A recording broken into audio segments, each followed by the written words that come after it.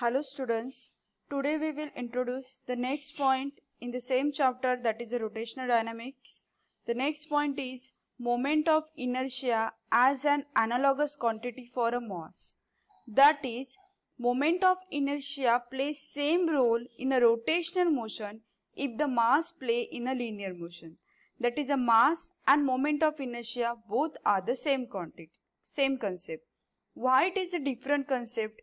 Because if radius get changes, then force get changes. That's why these two are the different concept. I will give you one example that door is open at hinge. Okay, so it is not depend on the weight of that door. If it is a wooden, if it is a iron, or if it is a plastics. It is depend on the perpendicular distance between the hinge and that point. So that's why the radius is important in the moment of inertia during the rotational motion. Similarly, the mass play in same role in a linear motions.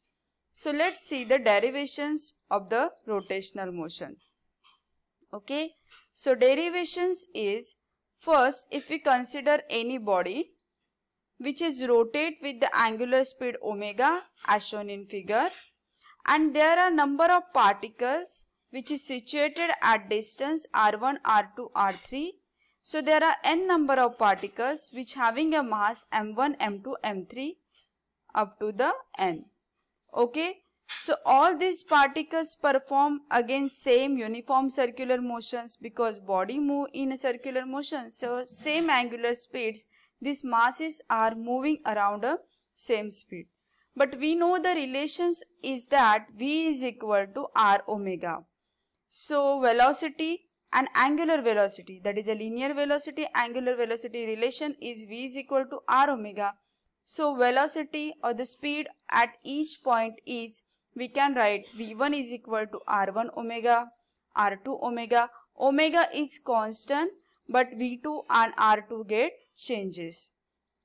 So total rotational kinetic energy is equal to sum of translation kinetic energy.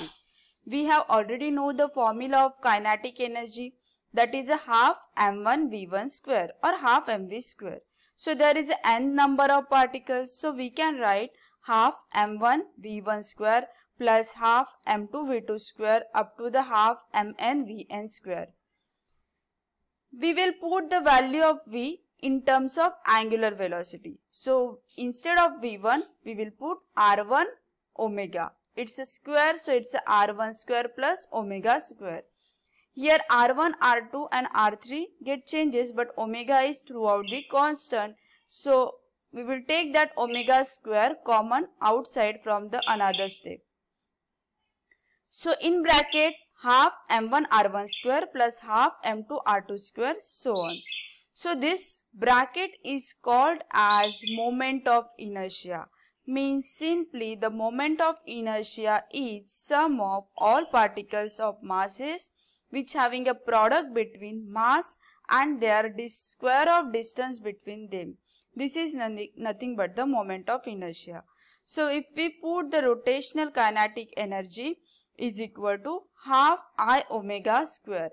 For the moment of inertia, letter E suggests I. Okay, so it's similar analogs to the linear kinetic energy or translation kinetic energy, that is a half mv square. So speed get turned into angular speed, that is a linear speed convert to angular speed. Mass get convert to the moment of inertia in case of the rotational dynamics.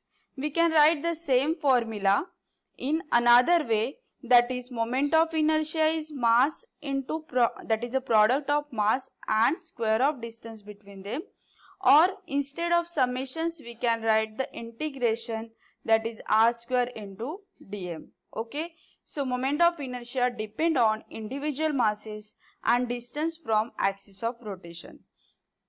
Thank you. Hope you enjoy these lectures. Please subscribe my channel.